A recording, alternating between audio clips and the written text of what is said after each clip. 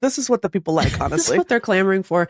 They're clamoring for just the most deranged podcast, no structure. They're not literally leaving comments on the podcast page being like, please install a structure onto this podcast. They're not saying that.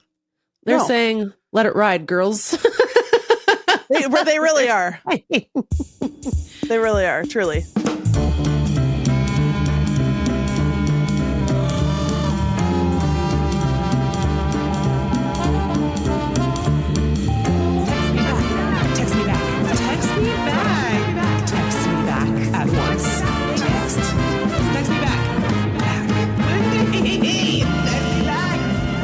Welcome to Text Me Back Podcast, one of the most decrepit podcasts in the industry.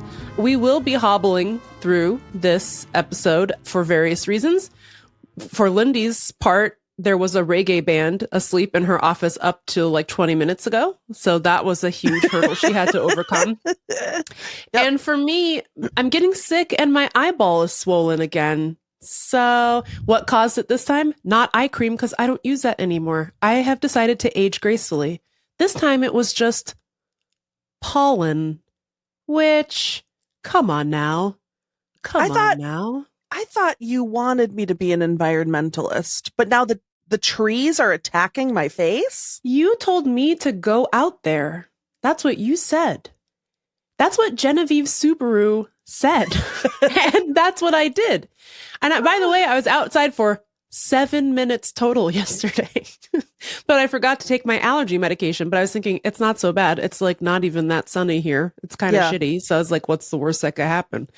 And the answer is your eyeball swells up so much that it obstructs your vision. So for the record, I think your eyeball looks normal. Thanks. I know Allie's going to make a video and everyone's going to be like, I can't tell, but I'm just going to point it out to you so you can see. See that bad boy? Now compare it to this side. This is just regular wrinkles. This, you can see puffy. For those listening audially, I'm pointing to my puffy, swollen pollen eyeball. I have a question. You go on. First of all, what's the evolutionary purpose of allergies? Please. You know, like even a mosquito, I get it. Bats have to eat. What?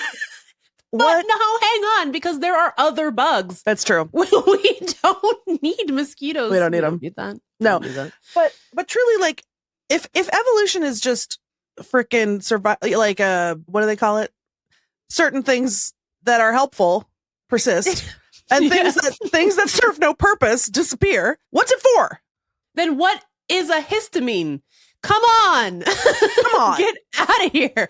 Why hasn't the human body developed natural? Oh my God. We're becoming RFK and Rick. I was like, why haven't we developed natural antihistamines then? How come there are no man monkeys walking among us today if evolution is real? Dude, my algorithm, as we know, absolutely cooked to death. But toxic. Now I have the conspiracy. So I got this woman who was, we should probably talk about this anyway. I got served this video of this woman who was she was trying to claim that the stupid girl boss space flight was a hoax. Yeah, I wish, babe. I wish, yeah, truly. And so then I started to get more of her videos, and it became clear that she thinks that space is a hoax. Yeah, now we're cooking. And she thinks that stars are a hoax, that stars themselves are. She was like, we only know about stars because of what we've been told. None of us have ever seen one up close. Yes, we have. And she was they sent a little robot up there to look at them. That's what they want. That's what they want you to think. She said she thinks it's most likely that stars are a projection on the ceiling of Earth. Yeah, on Earth's ceiling. Yeah, that makes a lot of sense. Just really quick on the girl boss flight to space, because by the time you're hearing this, you will have already processed your feelings. But where we are, dude, they just sent Gayle to space, and it sent me over the edge 1,000 times. Like at first I just was like, whatever, if rich people want to go to space, who gives a shit? Yeah. And it turns out I give a shit a lot. Yeah. It's so dumb. It's so fucking stupid. It is the most colossal waste of money I've ever heard of in my life. I never, and I know this is a cliche, I never ever again want to hear some chucklehead say, how are we going to pay for it? When we're talking about like school lunch and books. Fuck you. Jeff Bezos sent 6 women to space for what? There's no reason. And then everyone got mad, rightfully.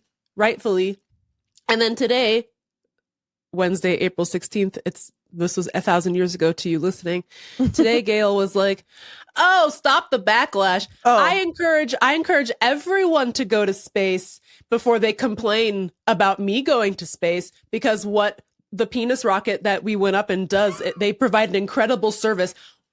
What do you mean everyone should go to space? Gayle, there's no food down here. The children are starving. The schools are closed. People are dying of extinct diseases on Earth. And you're like, go to space and you'll see how much it freaking whips. Shut up, Gayle. She was like, I'm really upset about how mean people are being about me going to space. And with Katy Perry. And what they don't understand is that the purpose of going to space is to make things better down here on Earth. What? How? Quick question, Gayle. What are you talking about? Because how does it make it better? So, because you can see Earth from farther away, and that makes you think I should save Earth? You just spewed 12 quadrillion gallons of jet fuel onto Earth's face, and now you went up there to be like, dog, problem solved, because now I get it. Save our mother. Save our mother. We already knew about her. I already wanted to, and I'm down here. They're firing the whale scientists. They're firing the weather people. We're setting everything on fire. California is on fire 12 months a year, and you had to go to space. Why, girl? The conspiracy lady was like, so the video that was her evidence that it was a hoax is that there's this video of them after the pod lands. Then they open the door and then someone's like, no, close the door. And then Jeff Bezos goes up and like opens the door with a flourish. And they're like, see, it's not a hoax. It's a stupid fucking publicity stunt. It's a stunt. They had to, and so anyway, one of her big gotchas was like, oh, so they all had time to do full hair and makeup before they step out of the pod. No, they had time to do full hair and makeup before they got in the pod because the space flight was 11 minutes because it's nothing. Because they went nowhere and did nothing. All it was an environmental disaster where everyone looked really pretty. That's all it was. It's so, except for Jeff Bezos, who looks, as always, like a toe. Please, this sent me to hell. Because this is all happening the same day that like Trump is telling the president of El Salvador to build more prisons for Americans. And I'm like, and fucking Whitey's on the moon. That's all I could think about was Gil Scott-Heron and Whitey on the moon all day yesterday. We will put a link to it in the show notes. That shit is from 1971. And it is a spoken word poem about how fucking stupid it is to send people to space when people are getting their little teensy footsies bitten by rats and are starving and can't read. Hello? As my dad used to say, Meagan, there's nothing new under the sun. Parentheses, a projection on the ceiling. That's what he said. I had a weird existential crisis where, like, when I watched the video of them in space and then they all held hands and they yelled, take up space. I had this moment of, I was like, I did that. I built that. I built that. Oh no. You and Sheryl Sandberg, I was like, made this happen. You know, I was at Jezebel when Sheryl Sandberg's book came out, #Lean In. And I remember, you know, we critiqued it a ton, but I also remember being like, look, I understand why this is fucking stupid, but I remember being like, but can we just talk, like, the men are worse. Like, I don't know. I just remember being like, why is this? Like, look, let the rich women do whatever they want. And then that moment watching that in the spaceship, I was like, oh, yeah. That's why we needed to, we needed to kill it, because now it's killing us. Because there's just always going to be somebody who will be the patsy for the regime, right? Yeah. So of course they send a flight with 6 women, many of them women of color, to space. It was logistically organized by Whitey. And so that he can be like, wow, congrats girls, because we girl boss all the way to space. You know, it's like, and that's the pernicious side of corporate feminism, or that is corporate feminism in a nutshell. It doesn't help anyone. Women are dying of sepsis because they can't get access to abortion care or just to like any type of health care. And goddamn Gayle is on the moon. Come on. I am in a mental prison caused by Blue Origin space girls. No, thank you. As someone who once peed in a bathroom stall next to Gayle King at a corporate feminist event, I'm calling you in. Gayle. Stop tinkling and stop going to the moon. Think about how revolutionary it would be at this moment in time if Gayle was like, you know what? I listened. You're right. You're right. That was fucking stupid. And then Oprah was like, yeah, this is fucking stupid. Goddamn, Oprah was there crying her eyes out over Gayle going to space. And I was like, oh, Lord, I cannot continue. Speaking of exiting Earth, I would like to do that. Yes. Whatever. I'll get in whatever rocket. Send me to whatever. Send me straight to the ceiling, please. One more girl boss space flight for me and Megs. You're welcome. Straight to the ceiling, please. No survivors. I can't deal with this. We're going to start the show now. We are going to Tide. Lindy has a couple of conspiracy theories for you, and we have some business women updates that we would like to share with you as well. But first, we would like to thank our sponsor, Magic Mind, for sponsoring today's episode. Thank you, our angels at the Magic Mind Corporation, who have never once tried to send us to space. Not one time have they ever done it. In fact, they bring me down from space and tether me to Earth in a good way. Parentheses complimentary. Yes. We have been enjoying our Magic Mind for some time now. Lindy and I both, I think we've mentioned this, we both kind of like not really on coffee these days. So Magic Mind is a good alternative. The ingredients are kind of like the magic in the titular Magic Mind. Yep. They've got things like turmeric. They've got ashwagandha. Did you know about that? You ever heard about that? Did you know that ashwagandha is a small shrub that's native to India and North Africa? And that it perfects your mind? Ever heard about that? It's an adaptogenic herb, Meagan, which means that it helps the body adapt to stress and reduce the negative impact of stress on the body, which is what I need, because I woke up this morning and remembered that there was an entire reggae band asleep in my office. And I was like, but I have to do the podcast and tell them about the podcast. I have to tell them about Magic Mind. And can I just tell you, the ingredients in this thing really do work. At least for me, that's what I've experienced drinking and enjoying my little shots of Magic Mind. My husband is still on coffee. Boo. Like a loser. Boo. He's still on coffee. Yesterday, he's like, I lost my keys. I can't find my keys anywhere. I have to take your keys. And I was like, fine, whatever. Later, I will check the AirTag and see where your keys are, but I'm sure they're somewhere in the house.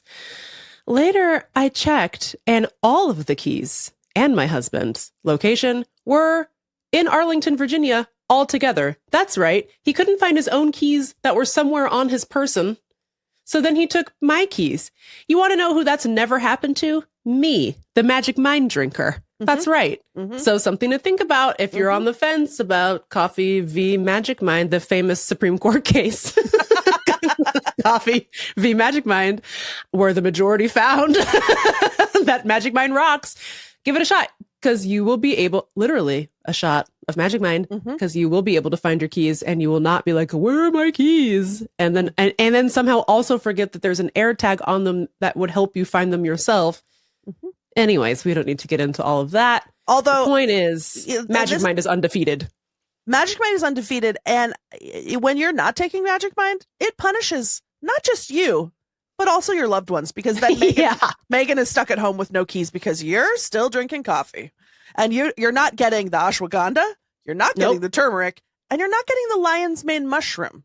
No, you're not. Which is a superfood. I don't want to hear it. It's a superfood, Meagan. And it has been studied for its potential in treating various health conditions, including depression, anxiety, and Alzheimer's disease. So yeah.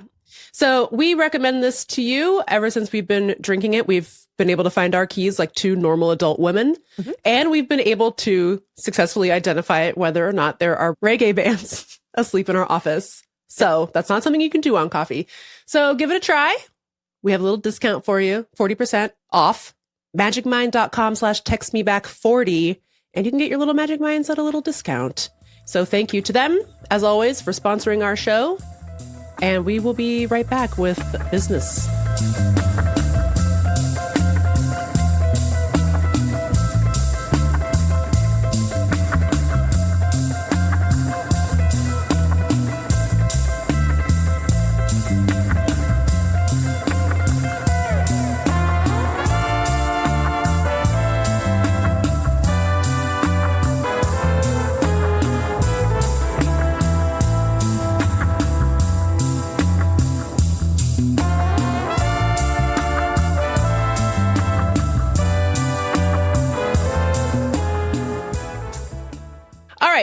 We're going to give you a quick business update, mostly because we wanted to play the song again, which I'm going to do right now.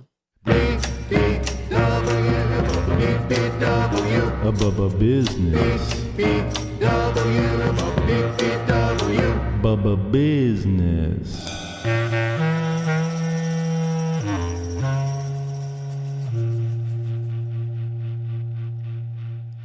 It's so soulful at the end. Exciting news from the world of the patreon.com/textmebackpod. We now offer annual subscriptions. You may have signed up to do monthly, but now we offer annual if that is better for you. You can sign up at the $3, $6, or $8 level. And if you sign up for annual, you get a 15% discount, which is a little bit cheaper, which might be nice in these difficult times. So we just wanted to share that with you because one of the things I think that warms my heart the most that we hear about the podcast is it gets you through this difficult hellscape that we live in, where everything is on fire and Whitey is on the moon. And if that is how you feel about the show, we would love for you to financially support it so that we can keep making it and so that you can continue to stay alive. Yeah. in these dark times. We are just trying to help. We're trying to help. So please give it a thought. If you have not subscribed, you're on the fence. Perhaps you could get an annual subscription today. Patreon.com/textmebackpod. Not to like beg you for money while we're on the brink of actual global collapse or anything, but the show's important to us. We think it's important to you, and we literally cannot make it without your support. Yeah. So if you could support it, that would rock. Also, if you're already a subscriber, no hard feelings if you want to switch to the cheaper one. Yeah. Truly. Yeah. And people in the Discord were being so sweet, and they were like, no, we're not going to switch if it means less money for our BBWs. And like, that is so nice. And we really deeply appreciate it. But also don't stress about it. It's don't tough stress times. About it. Like, if you want to switch, we will not be mad. I will not be mad. We will not be checking. And also, I feel like people were kind of mad at us for being like, you can get a discount. We got one message on Instagram being like, why would you ask for less money when I want to give you more? And I'm not going to stop you from giving us more money. No. In fact, I set up a Venmo today where you can Venmo us as much money as you want. @TextMeBackPod is our Venmo. You can Venmo us any amount of dollars that you get, although you don't get any goodies if you do it that way. That's just you being rich and nice. That's the tip jar. That's the tip jar. Yeah, maybe you're like, I can't really commit to an annual subscription, but I do love this show, and I do happen to have $20 or something. I don't know. $20 helps offset quite a bit of costs associated with the show. I was going to say I don't want to beat a dead horse, and then I was like, that's mean to say about horses. And then I remembered that PETA put out a list of alternatives. So it's like, instead of saying, I remember that. it was like, A bird in the hand is worth two in the bush, and they changed it to like something about scones. Hold on. Kill two birds with one stone. Feed two birds with one scone. Feed two birds with one scone. Oh, beat a dead horse is feed a fed horse. Yeah, so I don't want to feed a fed horse. But we really want to keep making the show. This is, just to reiterate, this is an independent show. There's no secret production company that pays us or helps us make it. It's all us and producer Allie, a trio of decrepit women who would never be invited onto a spaceship, even if we wanted to. They would never ask us. We don't have a hair and makeup budget. But with your help, we can do more stuff. We can make more videos. We can podcast more, perhaps. Yeah. Perhaps one of us could quit a job that is really hard right now, given the state of politics. I don't know. But yeah, so please help us out if you can. Help us, please. Feed two birds with one scone and bring home the bagels. Okay? Okay. That's what we're trying to do here. And that's our business update, which means we get to play the song again. Bubba business. Bubba business.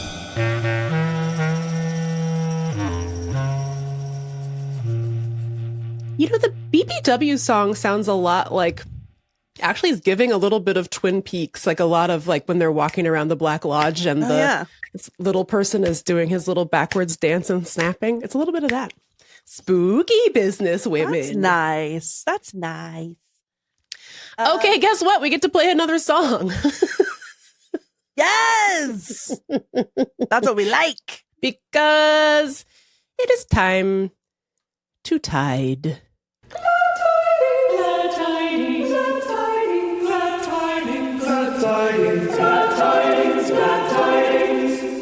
Lindy, what's up with you? Oh, Megan, I've had a week. In addition to it being Skamania County over here, reggae recording session, which is actually really fun. All my favorite boys are here doing their little songs. But in the middle of all that, I get a frantic phone call. I'm over at the neighbor's house, chit-chatting, gossiping. Mm-hmm. I get a frantic phone call from the Czar of Sound Force, Ahamefele. He says, Barry has a tick. Barry has a tick. That's why he's been licking. He has a tick and it has a big open sore. Ugh. And I was like, Jesus. Okay. So I was over there checking out the progress on their remodel. And there was a workman there. And he goes, I got bit by a brown recluse. You want to see? I was like, yes, I do, Al. Show it to me. And then he lifts up his pant leg, and on the side of his knee is like a giant red, horrible, like swollen mass with like a big black spot in the middle.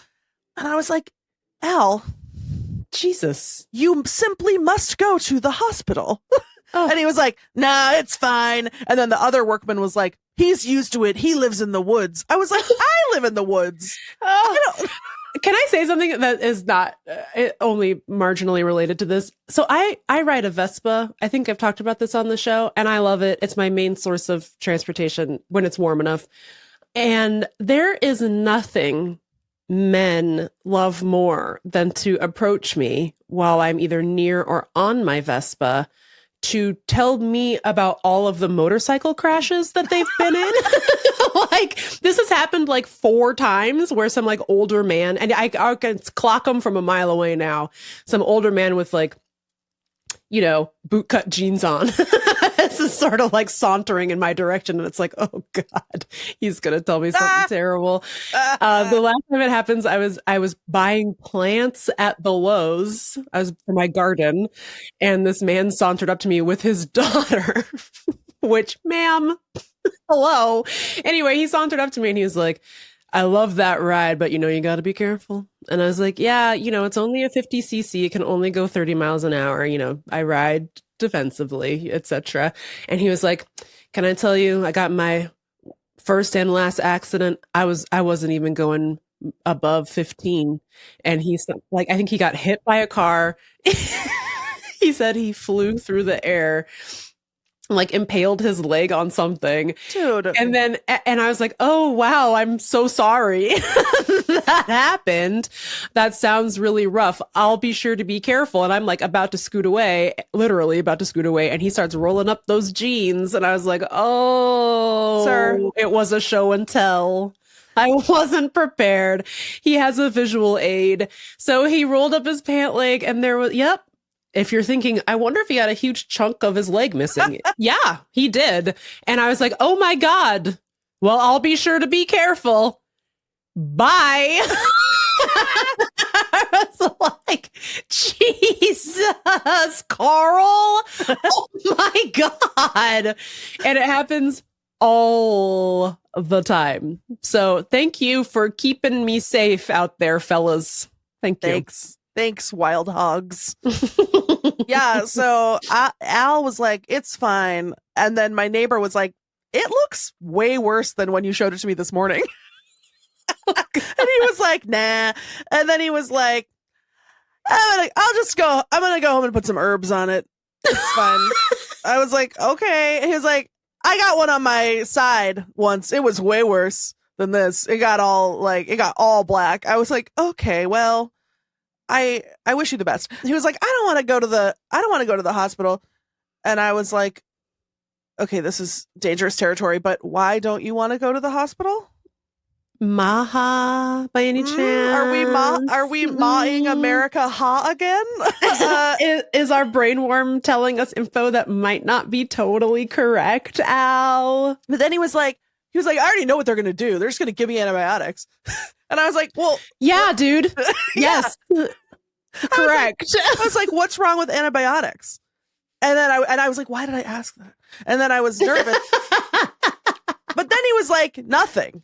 Oh, nothing's wrong with it. Nothing's wrong with antibiotics. I just don't want to sit there for 5 hours around a bunch of dying people. I was like, all right, that's fair, I guess. But also, by the way, when I was at the emergency room, we weren't all dying. Some of us just needed to have our appendix out. That's right? Rude. But yeah, then I don't know. I was like, well, I wish you the best. I hope you don't lose any of your leg. So anyway, so all of that happens. I'm like, obviously it's distressing to see your baby son have a tick attached to his body, sucking his blood. But I think I don't want to say I thought he was overreacting, but I was like, oh, he's like a little bit freaked out, but it's not that big a deal. I go home. On my way, I call the vet and they're like, oh, we can see you this afternoon. I'm like, great. Then I told them like, oh, I guess he just has a tick attached with like a little sore. And I just want to make sure that, and I don't have a tick remover tool because, you don't want to leave the head in there. Yeah. So I was like, I feel like I might as well bring him in. I get home. I look at this man's copper tummy. Ugh. This is the nastiest shit I've ever seen in my life. Okay, so he's honestly like this is the part where we would be like, we'll post it on Instagram so you can see. No, we're not doing that. I've seen the pic and it's nasty, and you'll just have to use your imagination because I'm pretty sure we'll get banned from Meta if we try to show it to you. Barry is on Simparica Trio, so like the ticks. I was wondering about that. Yeah, go ahead. So the ticks die when they bite him. And I did give, he was like 2 days late on his pill this month. So I wonder if it gave them a window, but they still die when they bite him. So the tick is, so I was expecting a big engorged tick. Yeah. No, it's a dead tick with no meal at all inside of it. However, somehow it has created this big like open sore, but it's very gross. Yeah, it's like a crater, like a perfectly round crater, and then it's filled with like white stuff, and then the corpse of the dead tick like down there in the. If any of our listeners are supporters of the Dr. Pimple Popper kind of genre of video, just like think that it was like sort of giving blackhead, but also like honestly it looked so gross to me. I thought it was a bot fly. If anyone's ever seen those videos on TikTok or Instagram where they pull a whole larva out and it leaves like a big hole, like it kind of looked like that. Oh, it's so gross. It looks like a bot fly hole, except like twice as big. Like it was big. Yeah. Maybe 3 times as big. And then the whole area is red, and it's like it just looks really angry. And so I'm like, my baby son is in danger. And so I took him to the vet, and then it was like so sad because he was clearly it hurt, they had to fish the dead tick out with like, poor guy. What's that called? Hemostat Tweezers? thing. What? Oh, a hemostat. It's one of those like long. I thought you said penis stat. And I said, Lindy, stop being gross. There's no way that's what it's called. It was this is right next to his penis. Oh God. So then and like it was just so sad, and he was like, but he did get to have some treats. But anyway, long story longer. Then also during the exam, I found 3 more ticks on him. Ugh.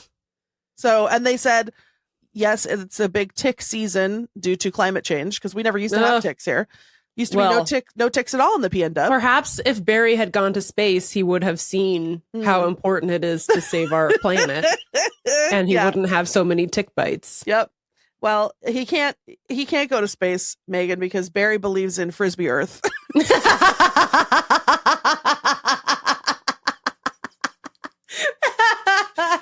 But anyway, the grand finale is that now Barry's in a cone again. Oh, my poor son. Has he not suffered enough? He's so depressed. Oh, God. So he's on tons of antibiotics and a little pain med, and back in the cone, refusing, doesn't, he will eat, but you have to, hand feed him the kibble because he's so mad.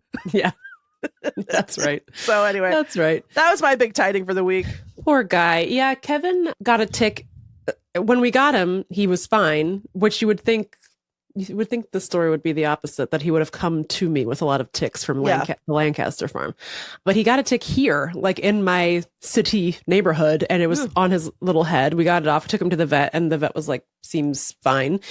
He's on Simparica Trio also, which is important for all dogs, even if you live in the city, apparently, because what happened next, a month later, I took him out. He didn't really want to walk all the way back home. He was still a little baby then. So I picked him up, carried him. I sit back down at my desk and I feel something on the back of my neck. And I was like, what is this? And I was like, I just thought it was schmutz, So I tried to pull it. It was kind of stuck, and it almost felt like tape. I was like, did I actually get a piece of tape stuck on the back of my neck? It's so weird. So I just yanked it, and it was a fucking tick, and it must have just jumped off of Kevin onto me when I picked him up, and I hadn't embedded or anything. It was still alive.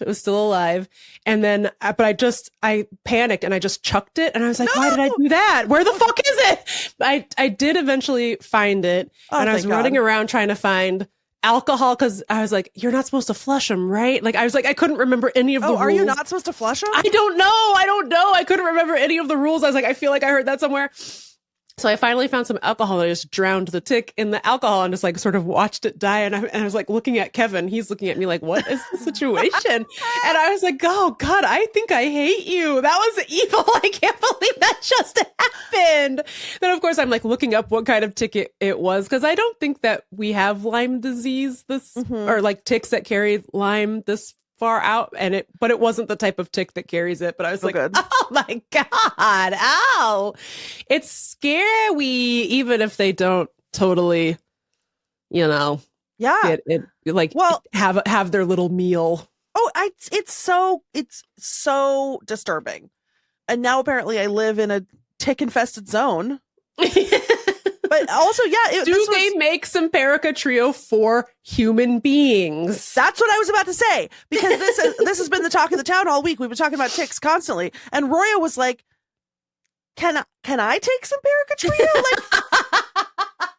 I don't want to get ticks. Why can't humans take Simparica Trio?" Hello? If you're a vet/human doctor, can you let us know why that doesn't exist? Please? Hello? Seems like a no-brainer. Well, we're all praying on Barry's quick recovery. Thank you. I'm kind of like, he hates the cone so much, and I'm kind of like, why does he have to wear the cone? Here's my question. If it's their instinct to lick their wound, why is that bad? Isn't that do it? Shouldn't Who we? cares? But honestly though, like, what doesn't that indicate that like that's good for the wound somehow? Like, what do they do in the wild? They don't have a cone or an Elizabethan collar. I think they just get infections in the wild and die, I guess. Well, but not all of them. Some of them have to survive. He's on antibiotics. I'm just saying, if he keeps taking the antibiotics and like he licks the wound a little bit, does that matter? Free Barry. I'm so Free him. Honestly, Megs, I'm so fucking sick of watching him pout. He is just lying on the floor under the dining room table. He refuses to come out. He's just lying under there in the cone going,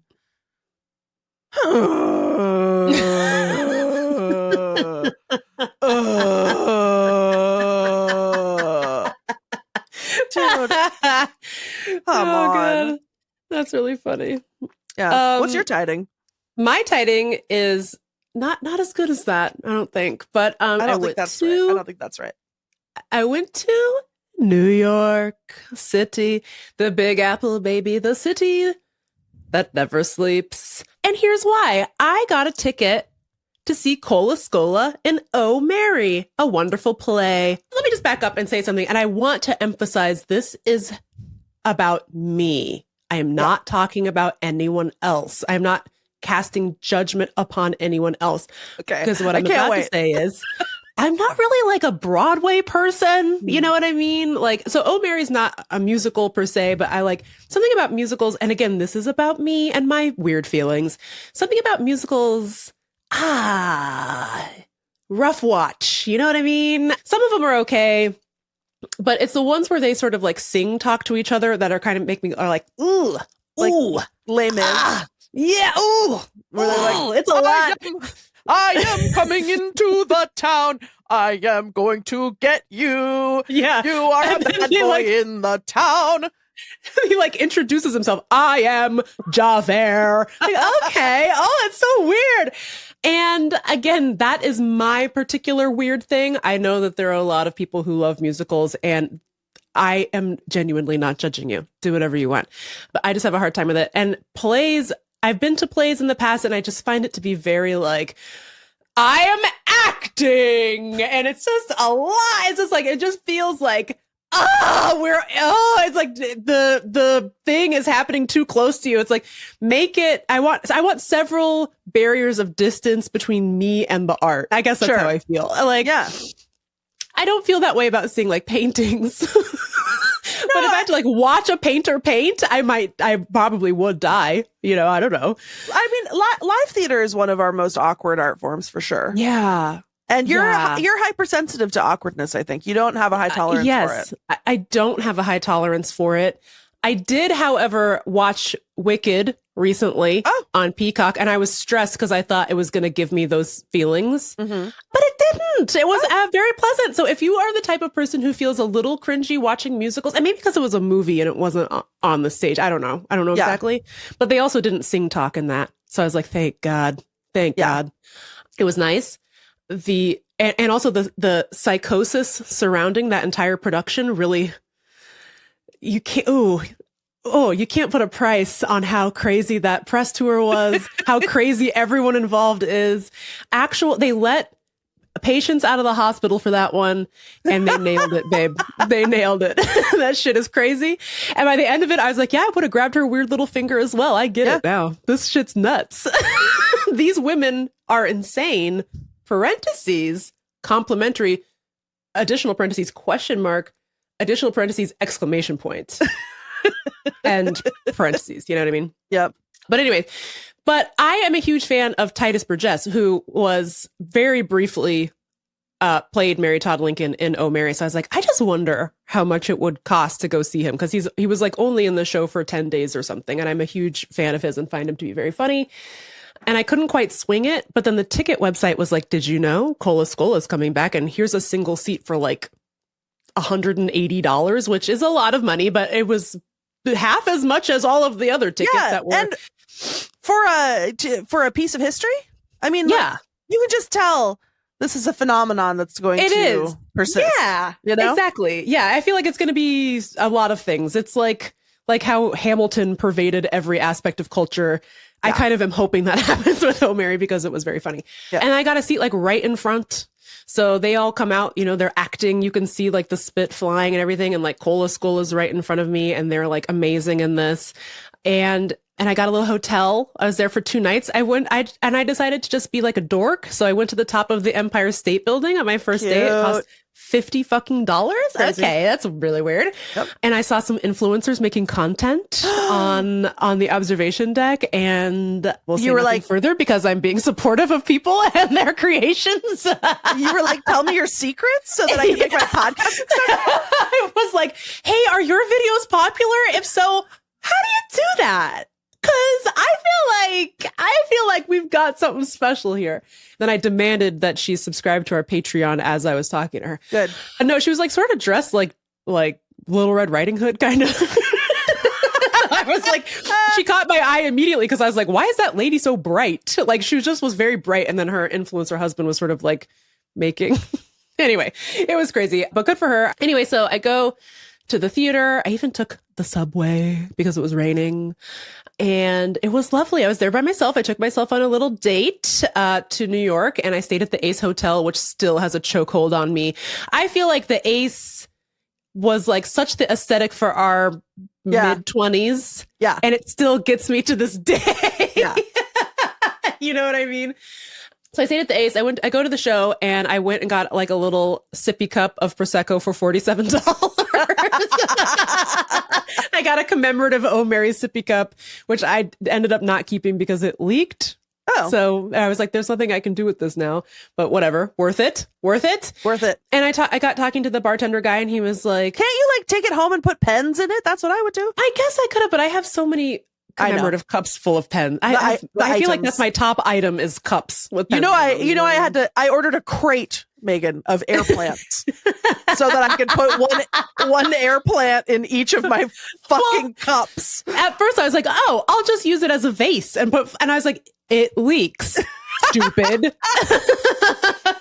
Anyways, so I'm like talking to the bartender, and he was like, oh, is this your first time seeing it? And I was like, yeah. And he's like, are you excited? And I was like, yeah, I came all the way up from DC. And he's like, really? Like he was shocked that I had done something like this. And I was like, yeah. And he goes, are you seeing anything else? Like, and I think he really wanted to bond with me over it. And I was like, no, God, no, absolutely not. I'd rather die. Anyway, if you have the opportunity to see it, you don't need me to tell you this, but it's so funny. It's so weird.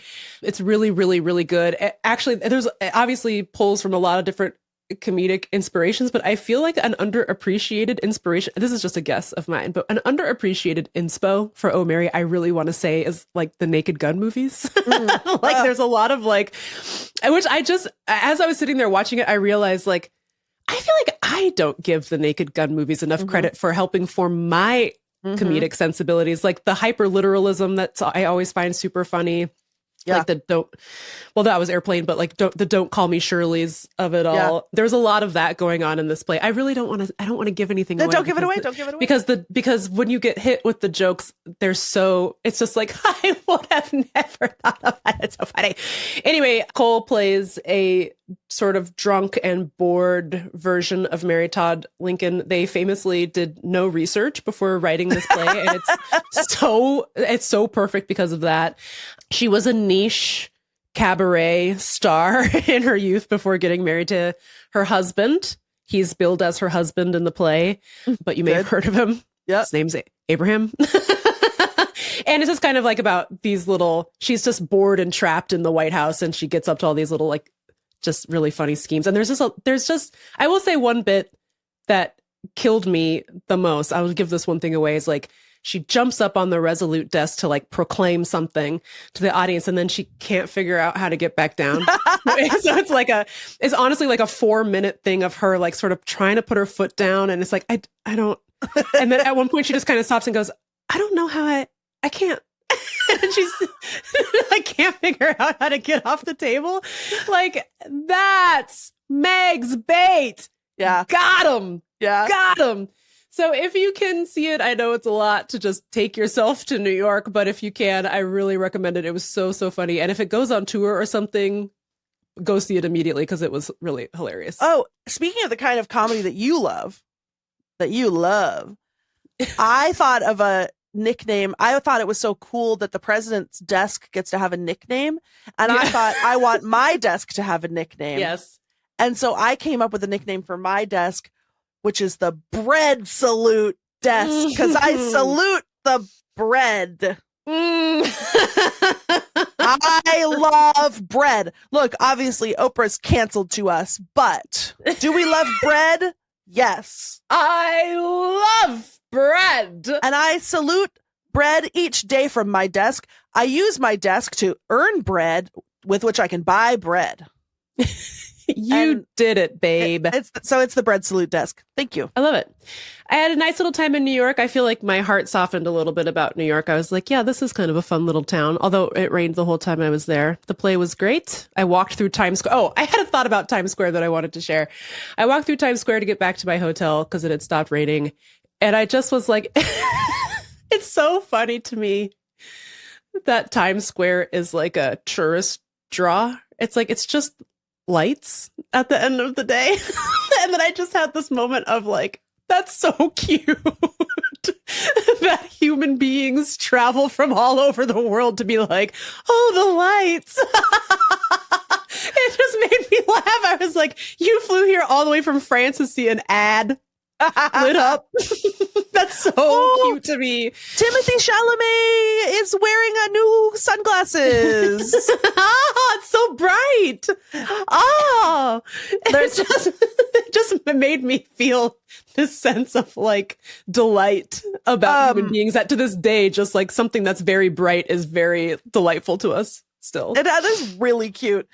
Someone in my extended family who lives in an unnamed Great Plains city traveled to New York with their family and then reported back that the Olive Garden in Times Square is so much better than the Olive Garden back home.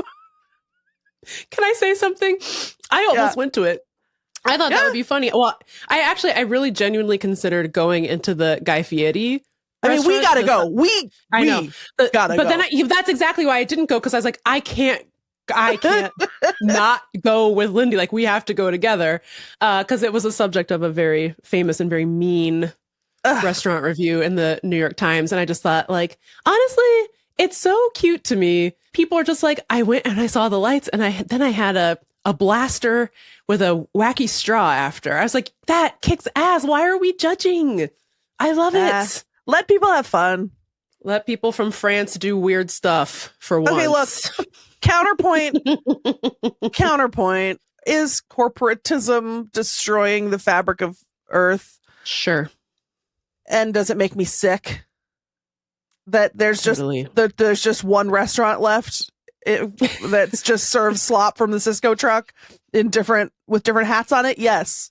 Mm-hmm. However, I don't know. Let people have a good time. It's not the people's fault that it happened that way. Let No. them have the Doritos nachos on a Guy Fieri face-shaped plate. You know? Let them drink donkey sauce. That's what they're saying from space. Well, that's our tidings. That's our tidings, and we will be right back for the end of the program. No, I have another segment. Oh. It's called Lindy's Conspiracies and Mysteries. I thought that was just going to be a part of the closeout. I thought it was quick. Oh, I also forgot to talk. Well, actually, that's a conspiracy and a mystery, too. Okay, it can be in the closeout. Okay, it can be in the closeout. Stay tuned for the closeout, bitch. The show is going to end.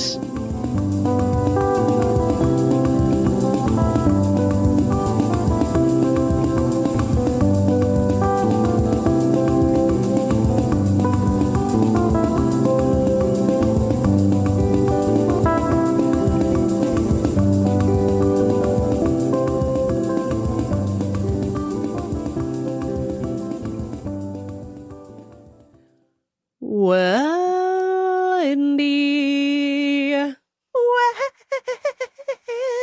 Megan, I am Russell Crowe, and I am here in the town to say goodbye to the I am walking forcefully with my news about static electricity.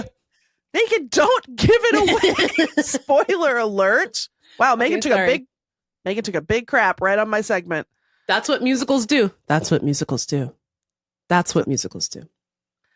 What's going on? We're about to end the show. What do you got? Megan, I think there's more static electricity than there used to be. Okay. Why do you think that? Because I'm getting shocked all the time. I'm getting shocked everywhere I go, all day, every day, getting shocked. Zap, zap, zap, zip, zap, zippity, zap, zap, zoop. Shocked. Why are you shuffling? Maybe that's the issue. Oh, actually, maybe that is. Maybe I'm not picking these porkers up. Maybe you've got to pick up them dogs. That's why your wiki feet score is so low, because you've been dragging them. Well, oh my God. Why did you just puncture my fucking whole thing? I probably am shuffling. Like Mr. Burns with his feet in the Kleenex boxes. That's you. Every day I'm shuffling. I am Hugh Jackman. I have never seen it. I don't know the plot. It's something about Napoleon. Is that right? I think Anne Hathaway cuts her hair, but I don't know why. And her name is like Poutine or something. And she's sad. And Javert is involved. He's bad. Question mark. I don't know what Hugh Jackman does, but I bet it's good. Anyway, I just am saying I traveled somewhere else. Like I traveled to New York City. I traveled to Los Angeles. I'm getting shocked in every time zone, Megs. What do you think? Like, let's say it's not the shuffling. It's not my job, Megan, to know where the extra static electricity is coming from. Also, what is electricity? If you're Benjamin Franklin, can you give us a call? Or Franklin the Turtle. I think Benjamin Franklin invented the telephone, so give us a call. Alexander Graham Bell, Megan. I know. If you know why there's definitely more static electricity now, and it's definitely not because I shuffle my feet like a lazy bones, can you call us? Thank you. Thank you. 703-829-0003. Benjamin Franklin, we're awaiting your phone call from the device that you invented. That's pod tax. Oof. The O's are zeros. I haven't done that one in a while. Second conspiracy theory. Okay. Just really quickly, I know Alexander Graham Bell invented the phone. I'm sorry. I just wanted to make sure everyone was aware that I know that. I'm sorry. I was doing a bit that didn't really succeed. It's just that, you know why? It's because I'm stupid. And to me, Benjamin Franklin is too close to Alexander Graham Bell. I think of them as the same. They're like in the same, I filed them in the same folder. As far as I know, they were brothers. I don't fucking know. Exactly. So you could have been right. I understand now that I think about it, they were at least 100 years apart. Were they? Well, okay, because Benjamin Franklin, famously alive in around 1776, that's what they say. Telephone invented around turn of the century 1900-ish. Yes. Late 1800. So that's 100 years. So I think that Benjamin Franklin had been dead for 60 years or so before our homie AGB was even born. So they were not brothers. What did Thomas Edison do? He was there too. And maybe he helped. Too. Oh, he was born the same year as Alexander Graham Bell. They were brothers. Thomas Edison, Alexander Graham Bell, canonically inventor brothers. Please continue. What? Can we just combine them? Do we need both? Yeah, come on. No. But so like if you had said, someone who I keep in a different folder, then I would have not panicked. But truly what you triggered was me being like, did Benjamin Franklin invent the telephone? What's going on? And then I had to be like, no, hey. Anyway, but if you'd said like, Alexander the Great. Yeah, that would have been fine. Then I would have been your like, you're doing a bit. Anyway.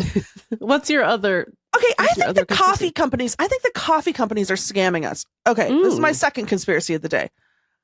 I think, you know how the beans are expensive? Sure. I think the coffee companies are telling us to use more beans than we need per load. Because who's ever tested Per load. it? Who's going to waste a whole load of beans to test the minimum amount of beans that you need to brew one pot of coffee? Yeah. Because they're like, yeah, just, I don't know, like, yeah, just fill it up. Fill up that filter, coffee filter. Just dump it in there. I feel like the measurements they suggest you do don't match up right with the amount of cups. Like they'll be like, it'll be a tablespoon and 1/2 per 8 ounces. How about this? How about you say cups, bitch? How about cups? How about you say, because the coffee machine has cups in it. How about you tell me how many cups and how many tablespoons of grounds instead of making me convert from ounces to whatever whatever you think cups are on your machine. It's like the toilet paper math, Megan. Oh, 1 roll equals 80 rolls and half a roll equals 10 mega rolls.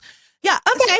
This is what I'm saying. I think that in the coffee industry and the world of coffee, I think there's no standardization. I think no one knows how many scoops it takes to brew a good pot. And I think we're all just flailing in the dark, and the coffee company is freaking rubbing its hands together, dollar signs in the eyeballs, and they are rolling in cash because we are burning through bags of beans. I can't take it. And they're about to start putting tariffs on them bad boys, so we better figure out a solution. Well, yeah, we have one. It's called Magic Mind. It's called Magic Mind. Never heard of it. So that's my second one. I don't trust it. Because what do you mean? Like, the water goes through the coffee grounds and goes into the pot and becomes coffee. I just don't know. I don't think you need that much. No. Okay. Thank you. I agree with you. And I think we solved it. I think we solved it. Thank you to all 98% of you who listened all the way to the end. Well, no, there's one more. I have one more. Oh. Really quick. This is also kind of housekeeping.